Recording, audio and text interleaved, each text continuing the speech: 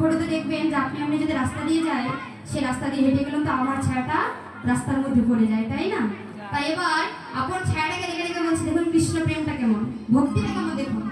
যখন নিজের ছায়াটাকে দেখতে পেয়েছে, ছায়াকে দেখে দেখে বলছে, এই সরে দাঁড়া,